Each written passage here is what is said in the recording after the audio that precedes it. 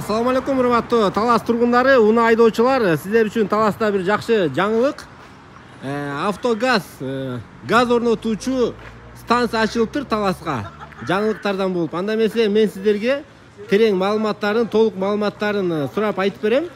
Видеодон алыстабай туруңуздар. Чын эле канча сомго коюп атат, канча чөнтөккө эконом үнөм болот, ошолор тууралуу суроо жооп кылабыз. Мен чын эле аябай кубанып атам. Таласта ушундай газ орнотуучу станция ачылганына. Жана орнотуп эле койбостон газдарды тейлөөчү дагы ушундай борбору бар экен. Видеого лайк басып туруңуздар. Биз бул жакта мастерлер менен келип суроо жооп кылабыз. Ассаламу алейкум. Алейкум ассалам. Кандайсыздар? Жакшысыздарбы? Ачылганыңыздарга канча убакыт болду? Ассаламу алейкум. Ассаламу алейкум. 2 айдай болуп калды. Кут болсун, жакшы. Элге ушундай баллондорду орнотобуз. Элге кызмат кылып бериңиздер. Бул кайсы поколение деп айтылат? 4-нчү поколение. 4-нчү поколение. Ар кандай. Итальянский деп коебу, эмне дейт? Түрлөрү көп анын түрлөрү көп, бирок мына ушундай жаңы эмелерди орнотобуз. Ар кандай. Кыскасы акыркы поколениядагы эң жакшылары. Жакшы. Ушундай баягы запаска турган жерге орнотуп бересиздер. Бул баллонун орнотуп атабыз азыр. Бул баллонду орнотасыздар, Ошо канча сом болуп атат эми баасы? Бир Поршенге деп айтылабы же машинага айтылабы?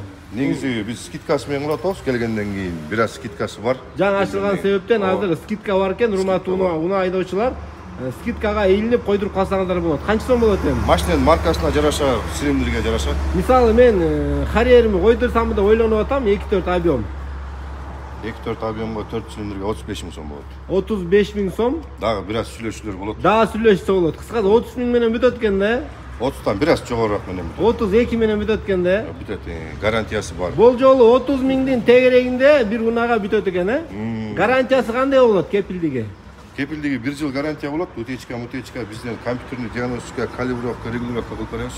Бекер эле ошону. 1 жыл кыскасы өзүңүздөр бир нерсе болсо карап тейлеп бересиздер. Тейлеп беребиз.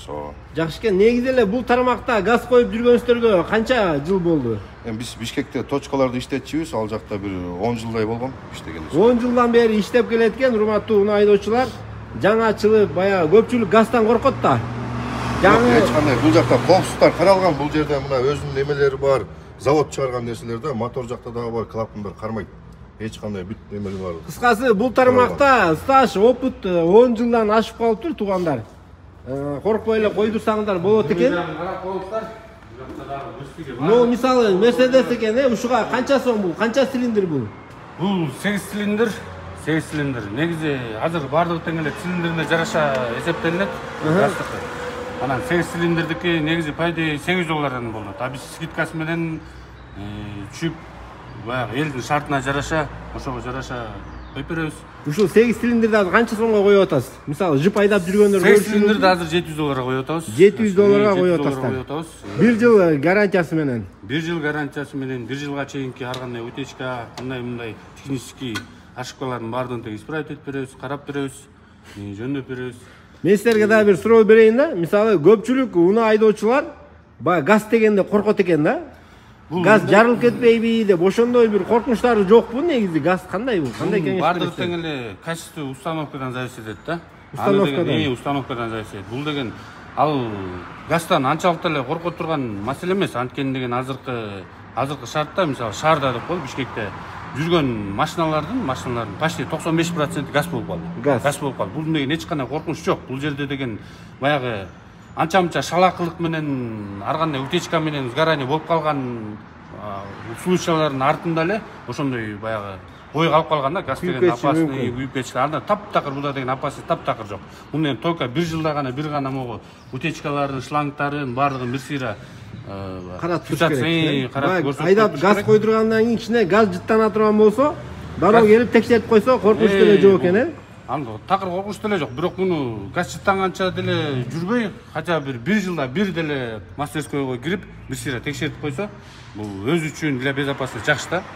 А так эч кандай коркунуч жок. Бул деген газ деген бүт бардыгы тең эле каралган, безопасность. Бир деген бир эмес 2 клапан коюлат. Мына могу редуктордо мына. Эко коюлат. Безопасность болуш үчүн. Артында деген бакта бир клапан болот. Любой утечкадан сразу жабат өзү, мгновенно. А экинчиси мына редуктордон болот. Мына жерде турбайбы? 2 редуктор турат. Ошо редуктордон экинчи клапан бул жерден жабылат. экинчи клапан безопасностьтун каралган да бул. Аябай эле четко каралган, андан эч коркпой эле койсо болот. Эми бул газ деген азыркы мезгилдин талабы да. Мезгилдин талабы. Азыр бензин кымбат. Бензин кымбат. Азыр мисалы бензин канча сом, газ канча сом болуп атат? Газ 27 сом 80 тиын, 27 сом 90 тиын болуп атат. Газ таза жана заправкада газдар ошондой болот. А бензин болсо 50 сомдон 52 сомго чейин болуп атат. Кыскасы 2 эсе арзан болот. Почти 2 эсе арзан. А машинанын баягы расходу мисалы 15 литр жеп жүргөн машина газды деле 15 литр жейди же кандай болот? Газды деле 15,5 литр жейт. Ал бир аз жарым литрдей разница берет. Баягы жеп жүргөн бензинден жарым литр көбүрөөк жейт, бирок баасы 2 эсе арзан. Баасы 2 эсе арзан. Мынакей туугандар. Ошондо общий бюджетке алып эсептегенде 55%, короче 45% экономия болот. Почти 50% экономия болот. 50% эконом класстар. Анан эң жакшысы баягы мен убагында Таласта да газ айдап жүрчүм. Анан сиз айткандай бизде Таласта келип текшертип тура турган ушундай станция жок болгон себептен Бишкекке барганча убакыт болбой калат, кыйналчу элек да. Эң жакшысы мына туугандар, уну айдоочулар Таласка ачылганы эң бирден бир жакшы жаңылык болду деп ойлойм. Келип каалаган убакта көргөзүп, деги эле газы менен жүргөн башка жакка орноткон, бирок ошол газ койдурган унааларды дагы тейлеп бере аласыздарбы, ремонт? Бардыгы каралган. Газ, ремонт, тейлөө, установка бардыгы каралган. Бар газга байланыштуу бардык Кызматтар бар. Кызматтар бар, бардыгы бар. Жакшы экен, силерге Алла ыраазы болсун. Өзүңүздөр кайрын жигити болосуздар? Өзүбүз негизи шаарда иштегенбиз, өзүбүз бу жерден эле Таластан, Канжооттон болобуз. Мына Таластын эле кулундар экен. Талас элине кызмат кылган атайын келипсиздер да. Ошо биякта шаардан точкаларыбыз бар эле, анан кийин биз көбүнчө Таластан клиенттерибиз көп болчу. Бардык тең эле кыйналышып, жака барганданчы. Туура. Эң кыйналышып эле ушундай келсеңер жакшы болот эле, келсеңер жакшы болот эле, ушуга кайтсаңар жакшы болот эле дегенден бул жака келгенбиз. Ошол келиңиздер. Газ деген бул мезгилдин талабы. Бул деген аябай семейный, үй бүлөлүк каражат, бюджетти деген аябай экономдойт. Бул деген Мен сизге дагы эң маанилүү суроо берейинчи.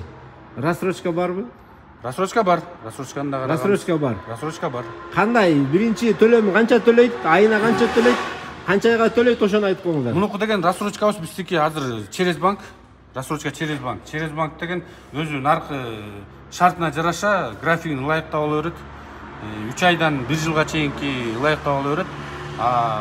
Мисалы жанагы 4 азыр көбүнчөсү 4 цилиндрлер да, же 2 кубтарчы. Ошолор жарым жылга аларга, например, 35ке койсок, жарым жылдык рассрочкасы менен 1,5 миңден ашпайт.